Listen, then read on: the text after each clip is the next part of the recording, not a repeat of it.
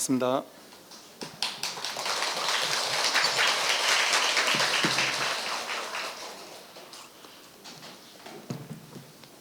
오늘 이제 선으로가 마음 공부 두 번째 시간이고요. 오늘은 이제 선으로가 마음 공부 책 27쪽이고요. 한번 읽어보겠습니다. 외도는 부처의 참뜻을 알지 못하기에 힘써 공부하는 것을 최고로 삼으니 성인의 뜻과는 어긋난다. 하루 종일 바쁘게 염불하고 경전을 뒤져도 신령스러운 본성에 어두우면 윤회를 면치 못한다.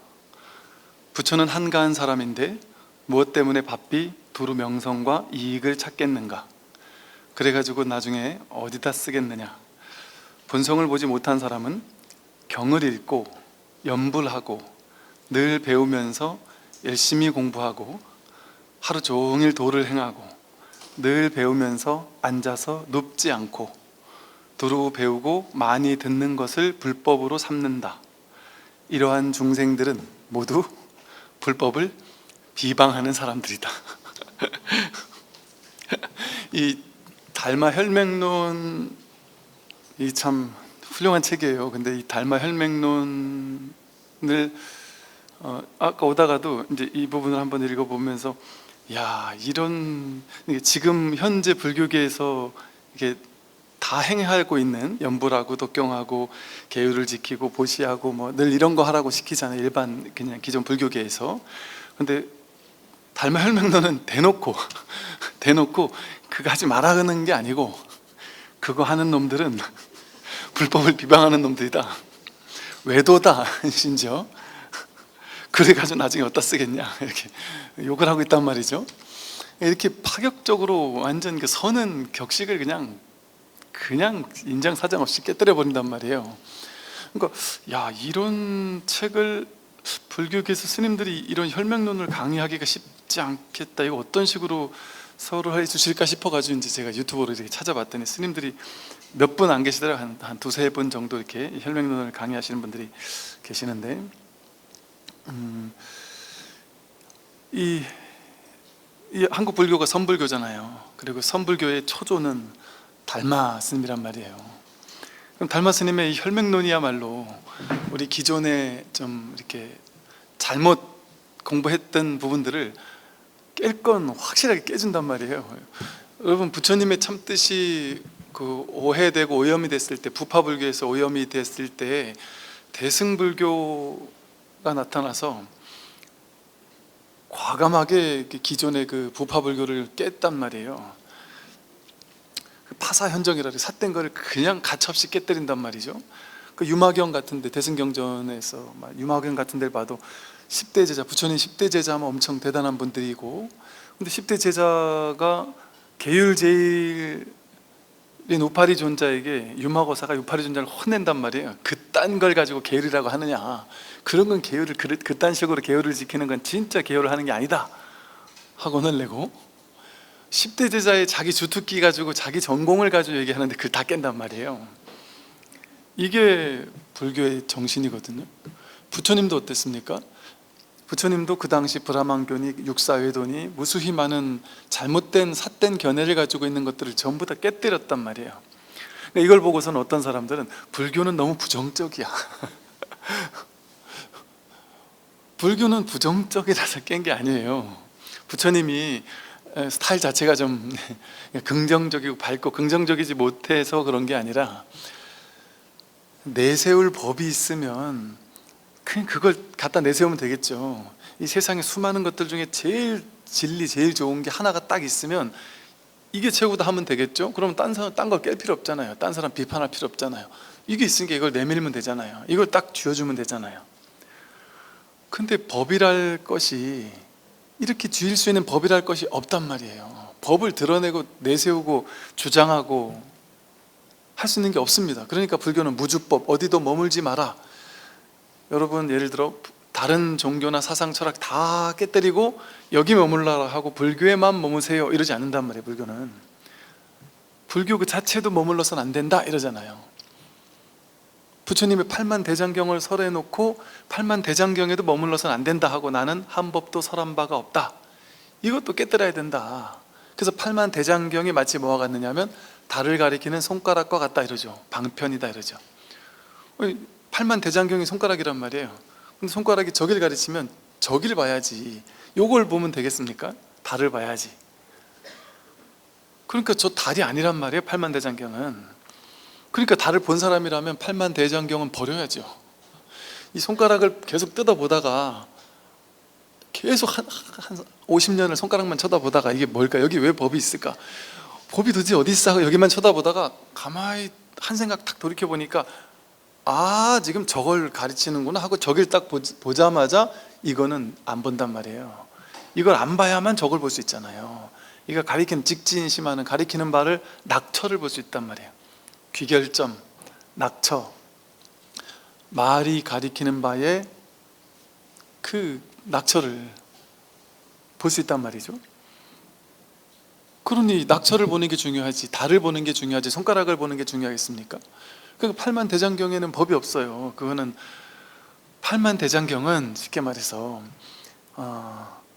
너무 공에 치우쳤다 이러면 유를 설하고, 그래서 공에 치우친 걸 깨주고, 너무 세상에 있다는 데 치우친 사람은 공을 설해서 있다라는 것을 깨준단 말이에요. 그래서 사람이 가지고 있는 일체 모든 분별망상, 여기 치우친 사람은 상대를 가지고 깨고, 이쪽에 치우치면 이쪽을 가지고 이걸 깨고, 깨뜨려 주는 거라니까요. 불교는 오직 그거밖에 안 해요. 불교에서는 잘못된 편견, 선입견, 고정관념, 분별망상을 깨뜨려 줄 뿐, 그걸 다 깨뜨리고 나서 가장 좋은 걸 내세워 주는 게 없어요.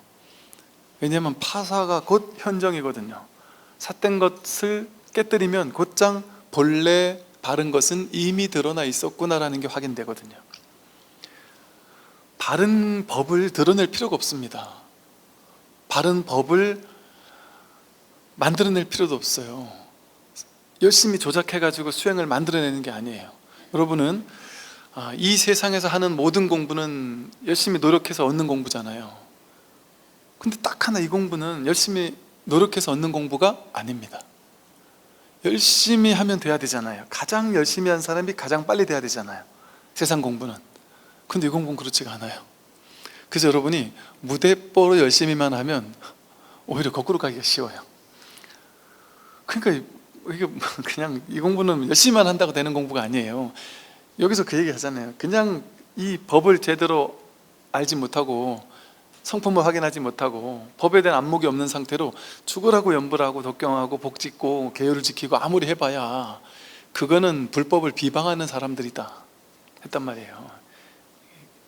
좀 충격요법을 쓰는 거예요, 선사 스님들은. 과감하게 그냥 충격적인 말을 해가지고 거기서 확 벗어나게 해준단 말이에요. 자기가 빠져있는 데서 확 벗어나게 해주는 거예요. 여러분도 이럴 때 있지 않습니까? 이 공부 어떤 공부가 같냐면 저 옛날에 그런 적이 있었거든요. 한 일주일 동안 뭐 안 풀리는 게 있어가지고 너무 스트레스 받는 일이 있어서 일주일 동안 막 너무 힘들었어요.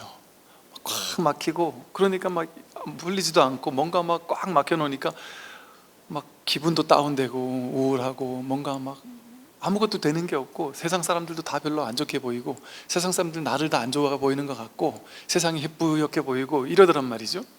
그런데 한 일주일 지나고 나서 그러다가 화장실에 갔다가 고속도로 화장실을 갔다가 화장실 소변기 앞에 이렇게 그 메모 하나 있잖아요. 근데 메모 하나 남겨진 게 좀 지역은 기억이 안 나요, 뭔지. 근데 그거 한 구절을 딱 읽고 나서 갑자기 번뜩 하면서 내가 그동안 이렇게 묶여있던, 내가 이 생각에 묶여 있었구나라는 것을 문득 보게 만들어줬어요. 그 한 구절이 저를 이렇게 생각하면서 이렇게 해야 되는데 안 되니까 괴롭던 저에게 문득 이렇게 해야 된다라는 그 생각을 툭 내려놓게 만들었어요. 그러고 났더니 아무 일이 없는 거예요. 내가 왜 이거 가지고 이렇게 그동안 괴로워했지? 아무것도 아닌 거예요.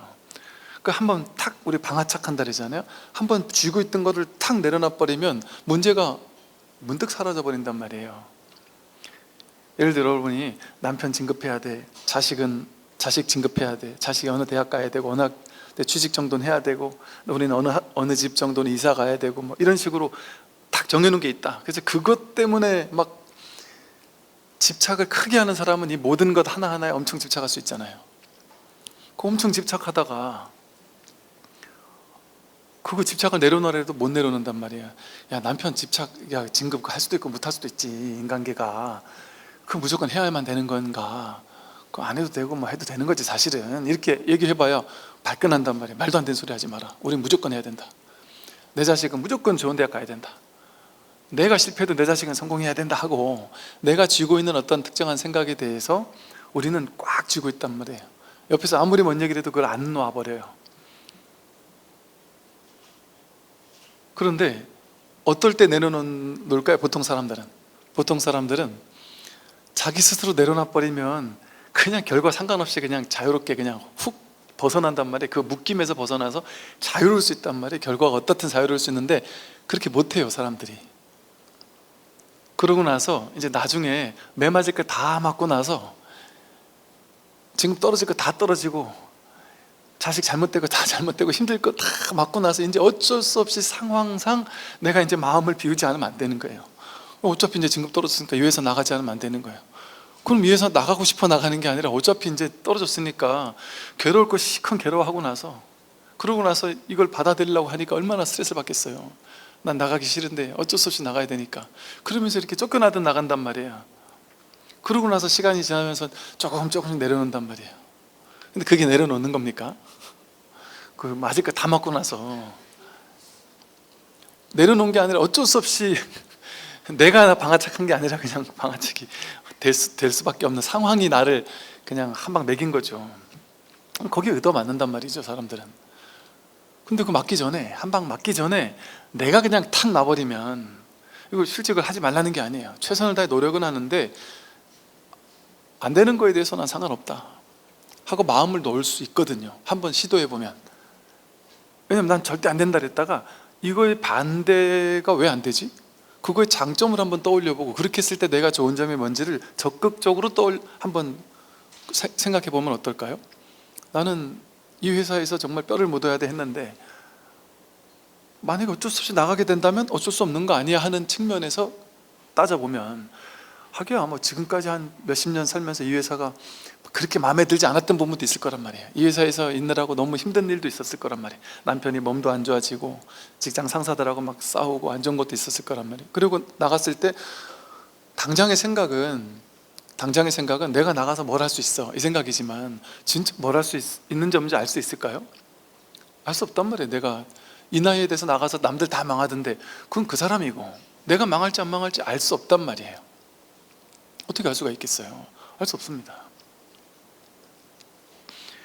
제가 상주 가서 보니까 이제 그 마을에 도시에서 내려온 분들께서 좀 계셔요. 한 50대 60대 돼가지고 이제 도시에서 이제 내려온 분이 계시는데, 다 서울 살던 분들을 이렇게 내려오신 분들이 계세요. 근데 그분들이 주로가 몸이 너무 아파져가지고 몸 요양차 이제 아예 내려가 살자 이래서 오신 분도 계시고, 또 뭔가 뭐 이제 절망, 막 좌절 이런 걸 겪고, 야, 여기서 도저히 더 이상 못 살겠다, 여기서 사느니 차라리 이거 전세값 빼가지고 시골에 가면 내가 집을 짓고 살 수 있겠다. 그 시골에 막 워낙 땅값이 싸니까 거기 그냥 짓고 사시는 분들이 계시는데, 이 시골에 오면은 아무것도 먹고 살 게 없을 줄 알았다는 거죠. 근데 그 보살님들한테 아니 절에 와서 좀 봉사 좀 해주세요 해도 바빠서 못한대요. 야, 시골에 있는 보살님들이 더 바빠서 못해요. 그래서 뭐가 그렇게 시골에서 뭐 바쁜 게 있냐 했더니 알바 가야 된대. 맨날 알바 가야 된대요. 뭐. 무슨 저 포도밭 알바 가고 뭐 곶감 따로 알바 가고 뭐 하러 알바 가고 할 일이 많아요. 아무것도 못할 줄 알았는데 거기 가서 뭔가 또 할 일들이 다 곳곳에 있단 말이죠. 알 수 없단 말이죠. 알 수 없다. 근데 우리는 자기 아르마리, 자기가 아는 아르마리가 전부라고 생각하니까, 알 수 있다고 생각하니까 자기 생각했던 걸 못 내려놓아서 그런 것 뿐이지, 그걸 문득 내려놓고 나면 사실은 그걸 내려놨을 때의 장점이 없을까요? 놀라운 점은 내가 이거 아니면 절대 안 돼 했는데 그걸 딱 내려놓고 전혀 다른 일을 했을 때의 장점들을 떠올려 보기 시작하면 깜짝 놀랍니다. 스스로가. 아, 이런 일이 있을 수 있었구나, 이런 가능성도 있을 수 있구나 하고 확 돌이키는 계기가 될 수가 있어요. 그게 바이런 KT 4가지 질문 하고 나서 뒤바꾸기 하는 거예요. 뒤바꾸기. 정반대가 되었을 때 난 어떨까? 놀랍게도 그 정반대가 됐을 때 지금 이것이 됐을 때 좋은 것 못지않게 정반대가 됐을 때 좋은 점이 상당히 많을 수 있단 말이에요. 거기에 깜짝 놀란다니까, 사람들이. 그러면서 놀라는 게 뭐냐면, 내가 그동안 너무 오랫동안 한 가지 생각에 과도하게 집착해 왔었구나. 주로는 평생토록 집착하잖아요, 한 가지 생각에. 내가 목표를 정한 사람은 서울에서 나는 서울에 나름 목표가 있다. 어느 회사에 어느 자리까지 가겠다. 아니면 어느 지역에 아파트에 사겠다. 내 자식을 어느 정도 성공시키겠다. 내지는 정치를 하겠다. 나름의 목표가 있었을 때 그 목표에 과도하게 집착했을 경우, 그래서 그 목표가 내 인생 전부라고 생각하면서 그것만을 향해 앞만 보고 달려가면서 내가 몸이 막 무너지고 몸이 아파 죽겠는데도 이 목표 달성이 얼마 안 남았어라는 이유로 막 그냥 죽도록 달려갈 수 있단 말이에요. 그게 전도몽상이거든요. 자기가 그 목표를 달성하려고 했던 이유가 뭔지를 나중에 망각해요. 내가 진짜 행복하기 위해서 그랬던 거 아니겠어요? 근데 이제 그 목표 달성이 한 1, 2년, 3년만 더 하면 그 목표 달성할 수 있을 거야 하는 그 생각 때문에 그 3년 달성하기 전에 지금 이미 죽을 것 같은데 끝끝내 버티고 참아야 하고 달려갈 수도 있단 말이죠. 그 목표, 그 기준을 누가 만들었냐? 어느 순간 내가 만들었단 말이에요.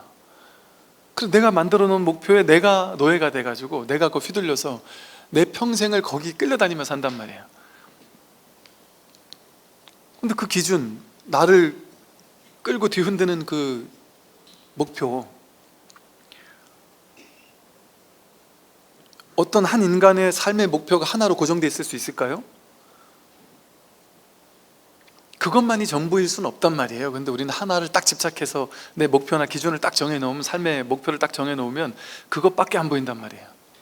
그것만이 가치 있는 것 같고, 그리고 그렇게 집착을 하면 그것만이 가치 있을 것 같은 생각을 뒷받침해주는 엄청 많은 생각들이 나를 유혹해요. 그래서 내 생각이 맞아 여봐 맞잖아 모든 사람 전문가들이 다 이게 맞다 그러잖아. 전부 다 그런 정보만 들리거든요. 그런 정보만 쏙쏙쏙 자기는 받아들이고 그것과 반대된 내용은 나도 모르게 걸러버려요. 그러니까 나는 확증 편향 같은 게 일어나요. 거봐, 내 생각이 맞았어. 그 평생 그것만 향해 달려간단 말이에요. 그걸 안 하는 사람은 정말 불쌍한 사람 같이 느껴지고, 자기 생각에는. 근데 그게 옳으냔 말이죠. 자기가 어느 때 만들어 놓은 자기 생각이고 목표고 자기 기준 아닙니까? 왜 나를 그런 한 가지 기준에 묶어두고 살아야 되죠? 기준을 내려놨을 때 완전 자유롭죠. 우리는 무엇도 할 수 있고 무엇도 될 수 있죠. 어디도 갈 수 있죠. 근데 자기 생각에 묶이면, 자기가 생각으로 목표를 정해놓은 그 생각에 묶이면 아무것도 못하는 사람으로 전락한단 말이에요. 그래놓고 힘들다 그래요. 자기가 자기를 묶어놓고. 자기가 자기를 묶은 그 생각을 내려놓을 생각은 없고 우리 같은 사람 찾아와서 저를 행복하게 해주세요. 그 생각 내려놓으세요. 그러면 그 생각만 내려놓으면 모든 걸 다 할 수 있는데요. 그러니까 스님, 이 생각 내려놓으라는 요 얘기는 절대 하지 마시고요. 이거는, 이 얘기는 말이 되는 소리입니까 스님? 이거는 내가 내 인생의 가장 중요한 목표인데 이거 내려놓으라는 생각 하지 말고 그럼 나 행복하게 해달라니까 왜 자꾸 딴소리 하십니까? 이렇게 얘기한단 말이에요. 그 생각 때문에 괴로운 건데. 그래서 그거를 깨기가 쉽지가 않아요, 사람들이. 근데 그러니까 자기가 자기에게 묶이는 거예요. 이 세상에 그 누구나 나를 묶어두지 않았습니다. 외부에서 나를 묶는다고 생각하지만 자기가 자기를 묶는 거예요. 여기서 보세요. 이 공부가 뭔지에 대해서 여러분 불교에 대해서도 마찬가지예요. 나는 열심히 기도하는 것, 이게 공부의 전부야, 이렇게 믿고 있는 사람이 있다. 불교는 열심히 기도하는 거야, 열심히 연불하는 거야. 이거를 믿어가지고 평생토록 맨날 새벽기도, 사시기도, 오후 2시, 저녁 7시 4분 정근을 매일같이 막 하면서, 그게 잘못됐다는 얘기가 아니라 그것만이 전부다 생각하면서, 그건 방편인 줄 알고 하는 거면 상관없어요. 알고 하면 상관없다. 그러니까 이제 스님들은 이러세요. 기도 열심히 하는 스님들은 기도는 그냥 자기 기도가 좀 맞는 스님들이 있어요. 살아보니까 우리는 옛날에는 기도 잘하는 스님은 훌륭한 스님이고 기도 못하는 스님은 훌륭하지 않은 스님, 이렇게 딱 생각했잖아요. 제가 만나보니까 스님들이 기도 잘하는 스님이 훌륭하고 못하는 스님이 훌륭하지 않은 게 아니라 기도가 성향에 좀 맞는 스님들이 있어요.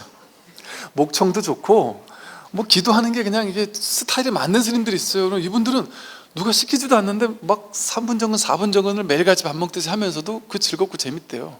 힘이 난대요.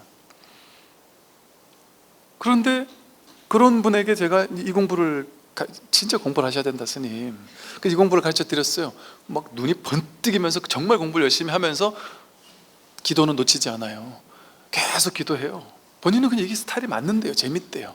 그럼 나는 여기에 묶임 없이 그냥 이걸 한다, 이게 재밌어, 좋고, 또 어차피 내가 혼자 하는 게 아니라 신도님들이 함께 동참을 하니까 아직 여기에서 벗어나지 못한 사람들 있지 않느냐, 그런 사람에게 도움 줄 수 있으니까 너무 좋다.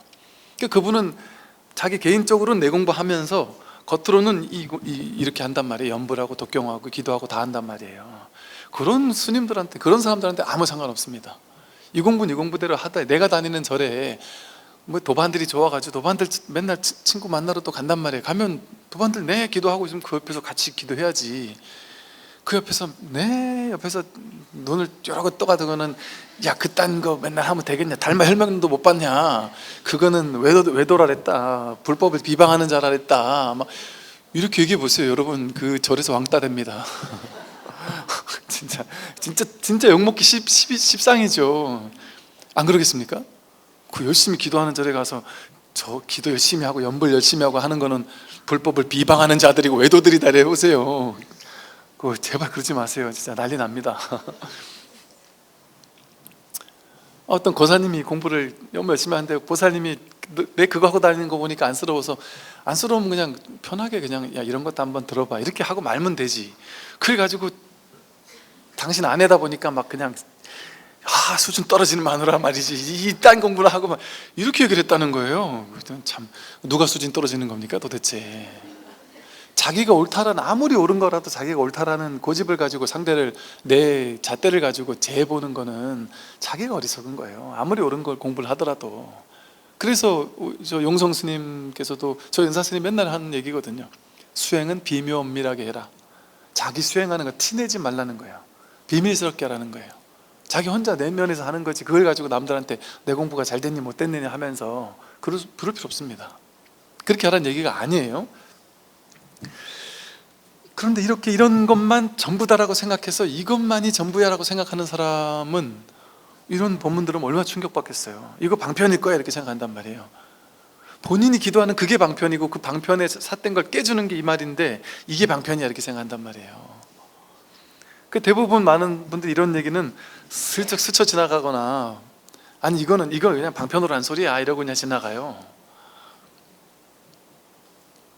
이게 정말 충격적인 놀라운 법문이에요. 그 부처님이 간 길이 이 길이거든요. 수정주의, 선정주의 갖다가 선정, 삼매 다 증득하고 다 해봤단 말이에요. 이게 아니구나로 해서 탁 버렸단 말이에요. 고행주의에서 막 고행 죽도록 했는데 6년이나 했는데 안 됐단 말이에요. 그리고 확 버렸단 말이에요. 이 양극단의 수행 방법이라는 모든 것들 다 해봤는데, 그 당시 수행법 다 해봤는데 안 되니까 버렸단 말이에요. 버리고 나서 어떤 방법을 쓸 수도 없이, 그러나 간절하면 더욱더 간절해 있고, 근데 어떤 방법으로 내가 할 수 있는 게 아무것도 없구나 하고 꽉 막혀 있단 말이에요. 이러지도 저러지도 못하는 분별이 막혀버린단 말이에요. 이 방법도 안 되고 저 방법도 안 된다, 다 끊어져 버리는 거예요. 손발이 다 묶여버린 거예요. 분별이 이러지도 저러지도 못하는 거예요. 내가 이렇게 할 수도 없고 저렇게 할 수도 없게 됐단 말이에요. 그랬을 때 7일 만에 문득 정각을 증득했잖아요. 깨달았단 말이에요.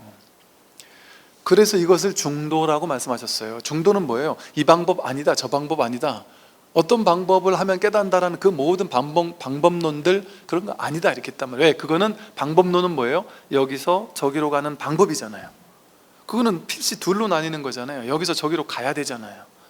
가야 되는 시간이 있잖아요. 가야 되는 노력이 있고, 그 둘로 나누는 이법이잖아요. 불이법이 아니란 말이에요. 불법은 불이법이에요. 불이중도란 말이에요. 둘로 나뉘는 거는 불법이 아니에요. 그런데 전부 다 둘로 나눠가지고 여기서 저기로 가는 행위를 하고 있잖아요. 그걸 유의조작이라고 불러요. 유의조작하는 행위하고 있단 말이에요. 근본에서는 그걸 해서는 안 된다라는 걸 알고 그건 그냥 양념 삼아 하는 건 상관없겠지만, 근본에서 이 중도에 대한 안목이 없고서 그냥 그것만이 날 깨닫게 하는 줄 알고 그것만 죽도록 하면 깨닫는 줄 알고 한다면, 그거는 불법을 비방하는 것과 다름이 없어요. 왜? 그게 맞다고 본인이 안목이 없이 그게 맞다고 막 사람들한테 가르치면 나만 잘못되는 게 아니라 그 사람들도 그게 불법인 줄 착각할 거 아니에요. 그게 불법 비방하는 거 아니에요? 그럼 그 사람들은 어떻게 했어요? 바른 법을 들어도 바른 법이 잘못됐다고 느낄 거 아니에요. 그게 불법 비방이잖아요. 그래서 여기서 외도라고 했는데, 외도라고 하니까 뭐 사이비 뭐 무슨 우리가 안 좋아하는 막 되게 안 좋은 사이비 이렇다라고 말하는 게 아니라, 이 외도는 뭐냐면 도의 바깥에 있다는 얘기잖아요. 도가 뭐냐면 선에서는 마음을 도라고 하고 마음을 법이라고 해요. 이 마음 본래 면목을 도, 마음, 법 이렇게 말해요. 그래서 이 마음에서 벗어난 길이다 이거예요. 즉 그래서 이래요. 이제 이렇게 엄밀히 말하면 이런 거예요. 하루 종일 바쁘게 연불하고 그랬는데, 연불하는 것은 여기서 뭐라 했냐면요, 이것은 그 다음을 읽어보면 이래요. 이 혈맹론을 뭐 어떻게 나오냐면요, 이 연불하고 뭐 독경하고 뭐 계율을 지키고 보시하고 이런 것들은 유의의 공덕은 될지언정, 유의의 공덕은 될지언정 이 깨달음으로 가는 무의법의 진짜 공덕은 되지 않는다 이래요. 하등의 공덕이 되지 않는다 이래요. 깨달음에 있어서는, 견성 성불하는 데 있어서는 아무런 도움이 되지 않는다. 그런데 유의의 도움은 된단 말이에요. 무조건 도움 안 되는 거 아니에요. 즉 방편으로는 도움이 된다 이렇게 얘기하는 거예요. 그래서 연불하는 것은 연불을 열심히 하는 원인을 닦으면 그 결과, 연불의 결과 왕생극락하는 과보를 누린다. 근데 왕생극락이 깨달음입니까? 왕생극락은 깨달음 아니에요. 극락세계 가는 게 깨달음이 아니에요. 근데 이제 왕생극락은 좋은 점은 뭐냐면, 극락이 말하는 건 뭐냐면 깨달은 세상은 아닌데, 극락세계는 깨닫기 위해서 발심한 중생들이 모여 사는 세상이에요. 그리고 그 깨닫기 위해서 발심한 사람들을 클래스별로 이렇게 묶어가지고 수준 낮은 사람에서부터 수준 높은 사람, 하품 하생에서부터 상품 상생까지 착착착, 뭐 대치동 같은 데 가면 이렇게 등급별로 이렇게 시험 봐가지고 반 나누듯이 나눠가지고 거기에 걸맞는 부처 스승들이 딱 붙어가지고 1:1 과외를 시켜줘서 결국은 깨닫게 해주는 뭐 이런 어떤 상상력이 만들어낸 거죠. 이제 그런 인연이 있을 수 있잖아요. 그런 인연이 살다 보면 그런 인연을 만날 수 있잖아요. 그런 인연을 만나는 게 극락이에요. 저기 서방을 가야만 극락이 아니라, 그는 아미타 경, 무량수 경에 나와 있어요. 그 서방만 극락이 아니라 서방 극락이 어마어마한 곳이다라고 막 해놓은 다음에 동쪽에만 그런 극락이 무슨 극락 겁나게 많고, 서쪽에 또 무슨 극락, 남쪽 북쪽 위 아래 곳곳에 어마어마무시한 극락 세계를 막 연설하고 있단 말이에요. 뭔 소리예요? 온 천지 극락 아닌 데가 없다는 얘기 아니에요. 근데 우리가 눈을 못 뜨니까 극락인 줄 못 보는 거지. 그러니까 지금 보세요. 여러분이 좋은 법문을 탁 누구한테 보내줘도 그거를 탁 받아서 공부하는 사람은 극락이란 말이에요. 근데 그 공부를 못하는 사람은 저도 이런 거 보내지 마, 스팸 좀 보내지 마, 이런 얘기를 하면 그 사람은 인연이 있어도 그 인연이 아직 인연을 딱 받아들일 시절 인연이 안 된 거지, 공부할 인연이. 그러니까 그런 사람에게는 보세요, 극락이 가까이 있어도 극락을 못 만나죠. 극락이 가까이 있어도 극락 못 만나요. 이게 제가 비유예요. 뭐 제가 극락이라는 얘기가 아니라, 제가 전라도 광주에 있다가 강원도 고성으로 갔는데 나중에 한 1, 2년 있다가 광주에 있는 어떤 보살님이 고성까지 법문들으러 찾아온 거예요. 그래서 저 1년 전만 해도 광주에 있었는데 어디 사세요? 그랬더니 그 절 바로 옆 동네 살아요. 아이고 1년 전에 좀 2년 됐으면 그 쉽게 법회 나올 수 있었을 거를. 그랬더니 그렇지 않아도 그 얘기를 최근에 듣고서는 너무 억울했다면서, 그때는 제가 막 팜플렛, 농담삼아 찌라시 팜플렛은 막 아파트마다 제가 출입구 다니면서 붙였거든요. 그거 누구 시킬 수 없잖아요. 모자 풍 둘러쓰고 우리 군종병이랑 둘이서 그 아파트에 한 3만 장을 막 그냥 뿌리면서 얼마나 사람들이 욕을 많이 먹었는지, 그걸 보고서는 우리는 종교 다른데 이딴 거 넣지 마 이러면서 뭐 소리 알겠습니다 이러고 진짜 별짓을 다 했다니까요. 그때는 이 찌라시 갖다 놓은 것 때문에 짜증 났었다 그러더라고요. 근데 시절 인연이 탁 만나면 그때 아는 거지, 그 시절 인연이 없으면은 가까이 있어도 불법을 못 만나요. 이 법을 못 만나요. 그런 걸 그냥 이름에서 극락이라고 한 거지, 죽고 나서 가는 게 극락이 아닌 거예요. 그래서 이렇게 극락세, 염불하면 극락 간다는 건 뭐냐면요, 염불하는 건 부처님을 늘 마음속에 염한다는 거잖아요. 그러니까 내가 염불은 어떤 공덕이 있겠어요? 내가 깨달음 공부 이런 건 잘 모르겠지만 그래도 항상 내 마음속은 부처님을 그리고 부처님을 그리워하고 부처님을 염하고 힘들 때마다 부처님을 떠올리는 이런 마음이 있잖아요. 이 염불이 초기 불교에서 석가모니 부처님께서 염불, 염법, 염시, 염계, 염천 이래가지고 말씀하셨어요. 늘 부처님을 생각하고 마음속에 이렇게 염하고 있으면 어떤 괴로움에서도 벗어날 수 있다 이런 얘기를 하셨단 말이에요. 근데 왜 그러겠어요?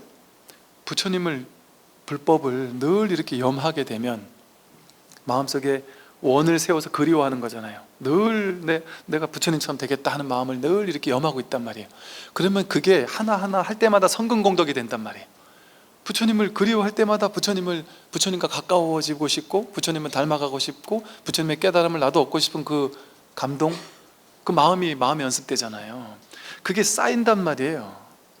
그게 쌓여간단 말이에요. 선근공덕으로 쌓여간단 말이죠.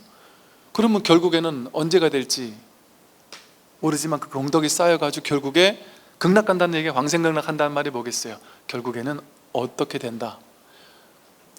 극락이 뭐가 극락이냐? 부처님께서 공부를 직접적으로 가르쳐주는 것이 극락이라고 했잖아요. 저 극락세계가 아니라, 즉 내가 부처님을 늘 그리워하는 사람은 결국 부처님의 공부를 할 수 있는 인연을 만난다. 부처님 공부를 제대로 할 수 있는 정말 공부 인연을 만나게 되는 과보를 받는다 이거예요. 그런 과보를 받고요, 경전을 공부하면 청명해지는 또 과보를 받는다 그래요. 즉 경전 공부를 많이 하면 경전 공부를 안 하고 사는 사람보다, 깨닫지 못했더라도 부처님 경전을 많이 보는 사람은 확실히 달라요. 일단 삶의 무게감이 좀 달라요, 확실히. 그렇다고 확 생사해탈을 완전히 해버린 건 아니라 할지라도 어지간한 괴로움들, 어지간한 집착들 내려놓고 살아요. 자비로워지고 지혜로워지고 남들보다 훨씬 지혜가 뛰어나져요. 그걸 총명이라고 표현을 했어요. 훨씬 지혜로워져요. 그래서 어지간한 사람들 힘든 것도 도움 줄 수 있고 자신의 괴로움도 소멸시킬 수 있고, 그러니까 점점 지혜에 가까워진단 말이죠. 이런 과보를 받아요. 그리고 또 계율을 잘 지키면 생천의 과보를 받는다 그래요. 계율을 잘 지키는 건 착한 몸과 말과 생각으로 착한 일을 많이 하고 사는 거잖아요. 그러면 천상세계 태어난다 이거예요. 근데 이 생천의 과보보다 왕생극락의 과보가 더 좋은 거잖아요. 그러니까 계율을 잘 지키고 착한 일을 많이 하는 건 좋은 세상은 태어난다. 근데 그 좋은 세상이라고 해서 부처가 항상 있는 세상이 아니에요. 천상세계는 부처가 있는 세상이 아니에요. 천상세계는 배고프면 밥 먹고 싶어 이러면 벌써 배가 딱 불러 있어요. 이미 나 족발 먹고 싶어 이러면 족발이 뱃속에 들어가 소화가 돼 있어요. 벌써 나는 결혼해서 애를 낳고 싶어 이러면 벌써 아기가 응애하고 있단 말이에요. 마음만 먹으면 무엇이든 이룰 수 있는 완전 행복한 세상, 그게 천상이란 말이에요. 천상. 근데 천상이 지옥 같아서 천상에서 벗어나려고 난리를 한단 말이에요. 천상세계 신들이. 왜냐하면 여러분, 평생 행복하게 사는 게 기쁨이겠어요?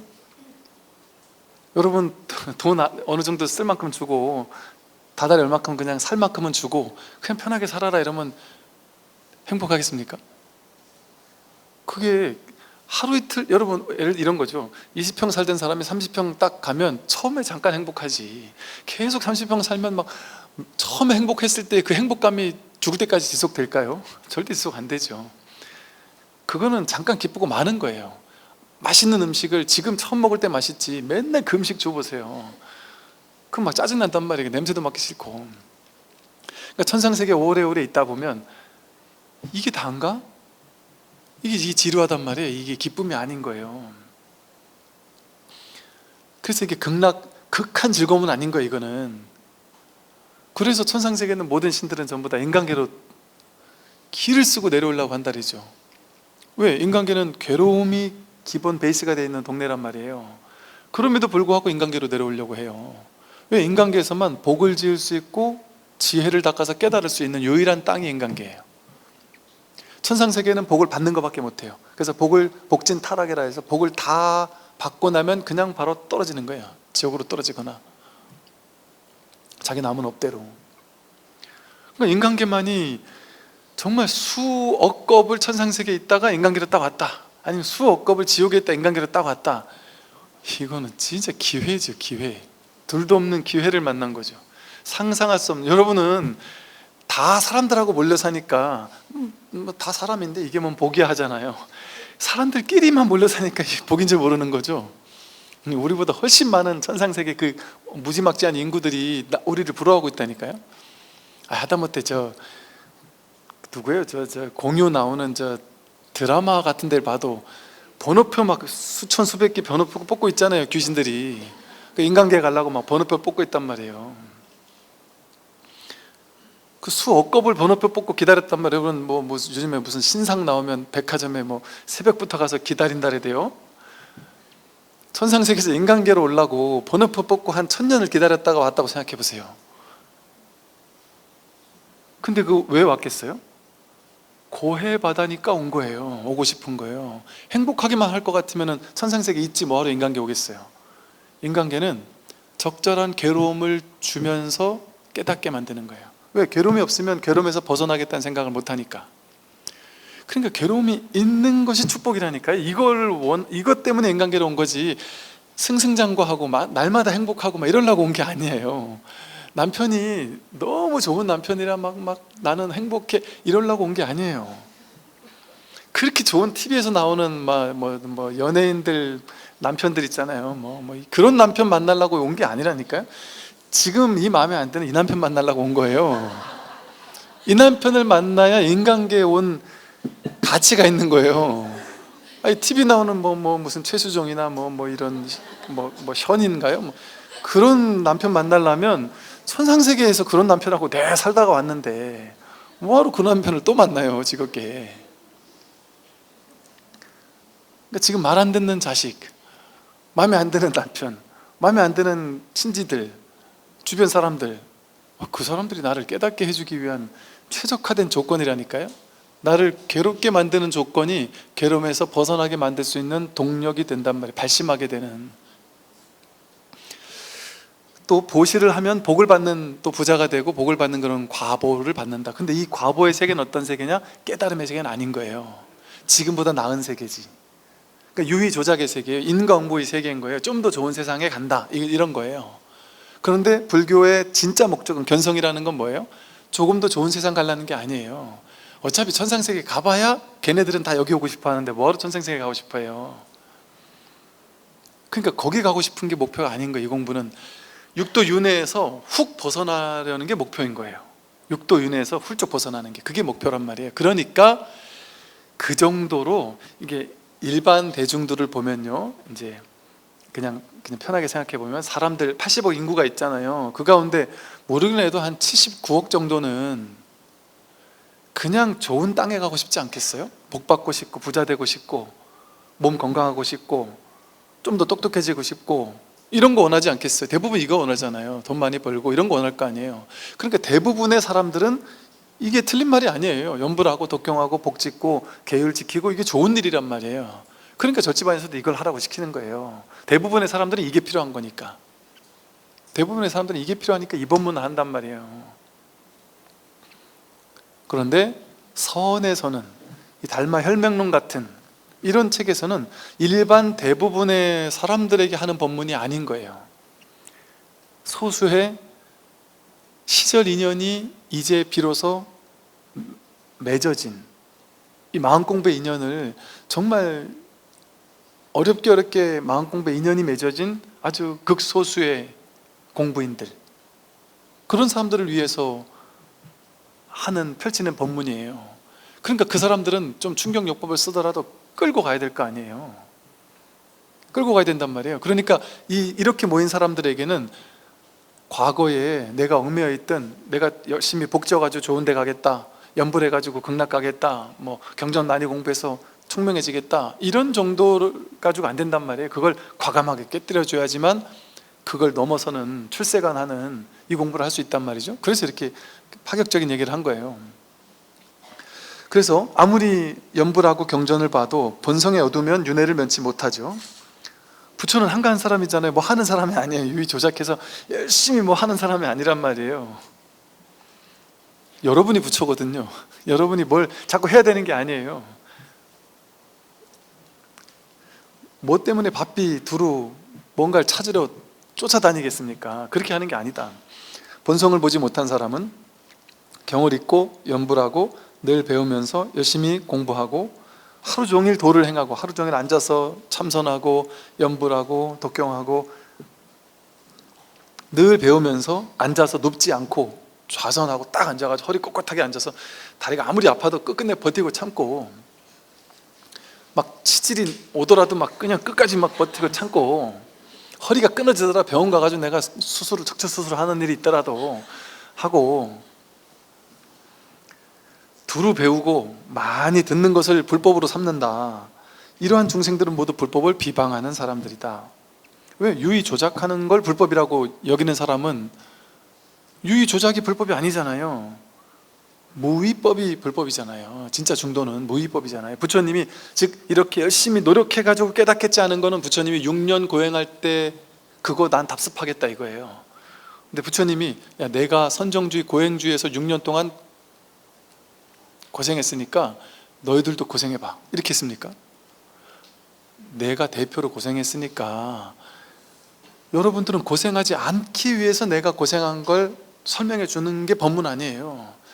그러니까 여러분은 나의 그 어리석었던 그건 전철을 밟지 마십시오 하고 중도를 설했잖아요. 그래서 선정 닦아가지고 삼매 체득하는 거 그거 아니다 했잖아요. 고행하듯이 막 열심히 하는 거 수행 아니다 그랬잖아요. 근데 2500년이 지난 지금 졸지반에서 뭐 하고 있어요? 참선해가지고 선정 닦아가지고 명상에서 깊은 삼매 드는 거 목표로 하는 명상단체들이 얼마나 많아요. 삼매 증득하는 거 중요하다고 여기잖아요. 다 그거 하러 다니잖아요. 그래서 어떤 삼매 얻었으면 막 대단하다고 하고, 삼매의 대가들끼리 만나서 대화하는 걸 옆에서 이렇게 저는 봤거든요. 저는 그냥 모른 척하고 가만히 아무 소리 안 하고 옆에 있었는데, 이 양반들이 당신들이 막 얘기를 하는데 몇 마디 주고받더니 이 사람이 깨갱하고 이 사람이 어깨 힘 딱 들어가요. 왜 그런가 봤더니 이 사람이 체득한 삼매는 이 사람이 체득한 삼매보다 더 낮은 단계라.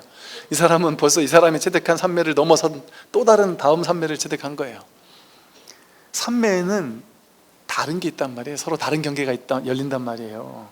그러니까 높고 낮음 같은 이런 그 게임을 하고 있단 말이죠. 그럼 그건 차제가 있는 법이에요. 계급이 있는 법이고, 둘이 아닌 이 불이법이 아니란 말이죠. 그 부처님이 그걸 보고 버린 법이란 말이에요. 부처님은 그 차제가 있는 선정 가운데 가장 높은 선정을 가장 빨리 갔는데 그걸 버렸잖아요. 가장 높은 선정도 이건 쓰레기다 이래 버렸단 말이에요. 지금 다 그거 하고 있어요. 그것뿐이 아니죠. 부처님 고행주의 하지 말라 그랬단 말이야. 지금 다 고행주의 하고 있지 않아요? 너 3000배 몇 번 해봤어요? 너 금강경 7독 매일 해봤어? 뭐 신묘장거 대단히 하루에 108독 만독씩 해봤어? 뭐 이런 물어본단 말이야. 선방에 뭐 방법 한번 들여봤나 하고, 나는 3000배를 밥 먹듯이 했다. 내가 1000배는 우습다 뭐 이러면서. 그럼 연세 드신 분들 어쩌란 말이에요? 3000배 못하는데. 그 3000배를 무조건 하는 게 좋은 걸까요? 진짜 큰일 날 일이에요. 그거는 3000배는 조건을 갖춘 사람에게 큰 도움이 되는 거예요. 어떤 조건? 3000배를 하려면 오늘은 100배, 그 다음날 200배, 그 다음날 300배는 이제 차차차 늘려나가가지고 천천히 늘려나가다 3000배 해야지 무리가 안 오지.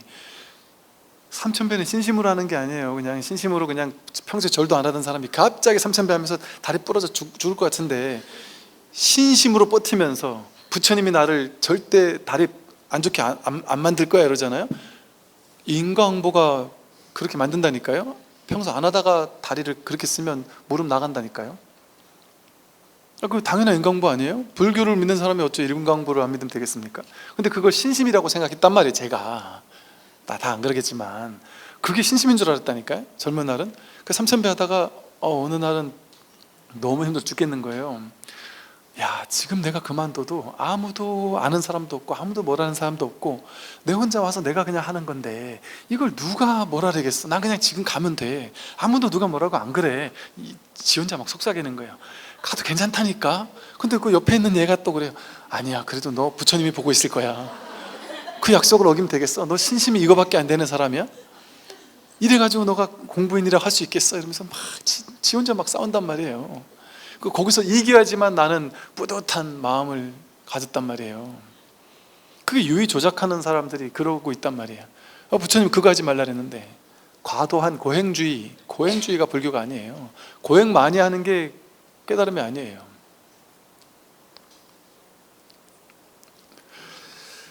왜 그럴까요? 그 다음에 나오죠. 조작하지 않는 것이 가장 좋다. 조작하면 생사윤회를 면치 못한다. 조작하는 게 뭐예요? 억지로 유의 조작하는 거예요. 애써가지고 뭐 만들어내려고 하고, 내가 이거 열심히 하면 뭐가 되겠지, 이거 열심히 하면 어떤 과보를 받겠지, 이렇게 열심히 하는 거, 그게 조작이란 말이에요. 이 불교 공부에서 제일 중요한 말이에요. 이 말이 조작하지 않는 것이 가장 좋다. 근데 여러분, 이를테면 이런 거예요. 억지로 내가 그래도 내가 3000배 하러 가야지, 가기 싫어 죽겠는데 막 억지로 막 그냥 버텨가지고 3000배 하러 가거나, 하기 싫은데 억지로 그래도 내가 공덕이 된다니까, 뭐가 된다니까 억지로 뭐 하거나, 이런 거 안 좋아요. 억지로 하는 거는 마음이 막 그냥, 마음이 내가 억지로 하는 게 아니라 저절로 동하는 경우 있잖아요. 저절로. 근데 내가 저절로 가고 싶은 거, 누가 시키지 않는데도 내가 저절로 하고 싶으면 아무 상관이 없어요. 그건 조작이 아니에요. 그건 저절로 마음이 일어나는 거니까. 그러니까 이 공부할 때도 또 모든 게 마찬가지. 모든 불교 공부에서는 이게 핵심이에요. 조작하지 않으면서 해야 돼요. 예를 들어 보시를 한다. 보시하는 건 무조건 좋다? 아니에요. 조작 없이 보시하면 좋아요. 뭐가 조작이에요? 이 보시하면 내가 뭔가 복을 받겠지? 아니면 사람들이 나를 찬탄하겠지? 칭찬하겠지? 이런 마음으로 하는 건 조작의 마음을 가지고 하기 싫은 거 억지로 하는 거잖아요. 조작하는 마음이잖아요. 자연스럽지 못하잖아요. 근데 내가 너무 가슴에서 그냥 흔연하게 너무나 돕고 싶어서 그냥 하는 거, 그건 저절로 복이 된단 말이에요. 유의 조작이 아니니까. 계율을 지키고 착하게 사는 것, 자연스럽게 계율을 지키고 착하게 사는 게 내가 너무 편해. 나는 좀 불편한 일을 하게 되면 내가 너무 불편해. 자연스럽게 그렇게 복을 지으며 살 수 있단 말이죠. 그래서 뭘 하더라도, 공부를 하고 수행을 하더라도 과도하게 막 스트레스 받으면서 할 필요는 없어요. 근데 많은 그 공부처 같은 데서 보면 너무 과도하게 밀어붙이는 수행을 강조하는 경우가 많죠. 이것도 못하느냐, 이것도 못하고 무슨 깨달음을 얻겠느냐 하고. 왜? 깨달음이 밀어붙여야 되는 건 줄 알아요. 밀어붙여가지고 힘들게 해야만 깨닫는 줄 알아요. 힘들게 해야만 깨닫는 게 아닙니다. 사실은 유의 조작은 깨달음이 아닌 거예요. 그건 고행주의인 거예요. 고행주의. 얼마나 자유롭습니까? 저는 어릴 때 제가 여기저기 다녔던 많은 수행 공부처에서는요, 고행이 수행이라고 가르쳤어요. 이 정도 못하고서 어떻게 깨달으려고 하느냐, 앉아가지고 10시간도 못 버티고 너가 무슨 공부를 하려고 하느냐, 금강경 칠독하는데 이렇게 호기합장하고서 엉덩이 땅에 대면 그거는 수치스러운, 야, 저 누구는 딱 땅에 대지도 않고 딱 이러고서 하더라. 그게 뭐 대단한 거 있냐? 그럼 엉덩이 땅에 대고 안 대고가 대단한 거예요? 그럼 이 밑에 안 앉고 저 의자에 앉으면 또 대단하겠다. 이거 뭐 대단한 거야 이게?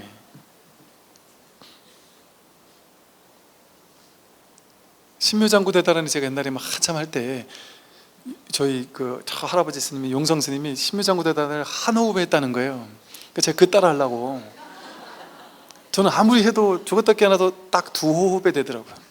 정말 죽도록 많이 했었을 때 두 호흡에 되지 한 호흡에는 못 하겠는 거예요. 아마도 제 생각에 말을 흘렸겠죠, 막 이랬겠죠 아마. 그러니까 호흡겠지. 그게 뭐 그렇게 중요합니까? 그 한 호흡에 하나, 두 호흡에 하나 하다 보니 막 그렇게 됐나 보나, 뭐 그렇게 그런 거겠지. 그걸 억지로 조작해가지고 반드시 그렇게 되도록 만들어야지 하는 그게 진짜 수행이 아니란 말이에요. 자연스럽게 하다 보니 그래 됐다 이러면 뭐 모르겠지만, 그 여러분이 법문 들으러 여기 온다, 이것도 마찬가지예요. 내가 아마 별로 법문 들으러 가기 쉽지도 않고 별로 공부하고 싶지도 않은데 그래도 법문 들어야 되니까, 내지는 뭐 뭘 해야 되니까 뭐 억지로 갑니까? 억지로 안 올걸요 아마? 억지로 누가 시켰어야지 억지로 하죠. 여러분 뭐 학교 다닐 때처럼 엄마가 아침에 일찍 일어나서 학교 늦지 않게 학교 가 하면서 막 등 떠밀었습니까? 진흥원 헬로부터 법문 들으러 가 하고 누가 막 등 떠밀면서 밥 해주면서 먹여가지고 늦지 않아야 된다면서 막 그냥 보냈습니까? 아무도 안 그랬을 거야 아마. 어쩌면 남편이 너 뭐 맨날 그 자꾸 절에 가냐고 가지 말라 했을 수도 있어요. 근데 그냥 내가 왜 이런지 모르겠다. 뭐 많은 사람들 그래요. 내가 종교에 빠질 거라고는 상상도 못했다. 나는 너무 똑똑한 사람이라 종교 같은 거 의지 안 하는 사람이야, 이렇게 생각하는 사람들, 어느 날 여기 이 공부에 빠져가지고 정말 열심히 하는 분들 중에는 한편으로 생각하면 내가 이런다는 게 신기하다 그래요. 나는 절대 이런 사람이 아닌데 어느 날 정신 차려보니까 내가 막 맨날 법만 듣고 있더래. 이게 뭐 하는 짓이지 싶다는 거예요. 왜? 옛날에 나 같으면 상상도 못했다는 거죠. 또 타종교 신자분들 아주 많은 분들이 듣는데 타종교 신자분들도 마찬가지로 내가 지금 뭐 하고 있는 거지? 목사님 신부님 강설은 안 듣고 지금 스님 법문 듣고 뭐 하고 있는 짓이지 싶으면서 나도 모르게 그냥 듣는단 말이에요. 그 저한테 질문 많이 했다니까요. 스님, 그 목사님한테 질문하시지. 저한테 뭐라 질문해요? 이래요. 스님, 제가 현역 독실한 기독교 신자인데, 심지어 장로인데, 제가 스님 법문을 들으면서 좋긴 한데 이거 하나님한테 나중에 심판받을까봐 저 중놈 법문 듣고 왔지 이러면서 지옥 보낼까봐, 아니 스님한테 이거 질문할 게 아닌 건 알면서도 아니라는 한마디를 듣고 싶은 거예요. 아니 그런 분이 하나님 같으면은 그런 분한테 뭐하러 거기 의지하겠어요? 그런 분이 하나님이겠어요? 하나님이 하나의 님 아니에요. 그 불교, 기독교, 천주교 막 다 나눠놓고 내 종교만 믿는 사람만 사랑하겠다, 그거 진짜 쪼잔한 하나님 아니에요. 아니 제가 이런 말 한 이유는 진짜 하나님을 제대로 아는 목사님, 신부님들은 그렇게 얘기 안 한다니까요. 어느 종교를 믿든 상관없다 한다니까요. 진짜 올바르게 살고 아름답게 사는 사람이 그게 하나님 뜻대로 사는 사람이라고 얘기를 한다니까요. 진짜 참된 하나님의 가르침에 대해서 목마른 사람들이 많다니까요. 지금 세계적으로 성직자분들 중에도 상당히 많습니다. 왜? 내가 온몸 바쳐 내가 이 일 투신하겠다고 성직자가 됐는데 얼마나 중요하겠어요, 이 공부가 본인에게는. 그런데 살다 보니 그냥 이 무슨 성직에 달콤함에 빠져가지고 그냥 사는 게 본인 스스로도 늘 뭔가 이렇게 이 진리에 대한 간절함이 없겠어요? 어지간한 성직자들 다 그런 간절함이 있다니까요. 그럼 찾아 나선다니까요.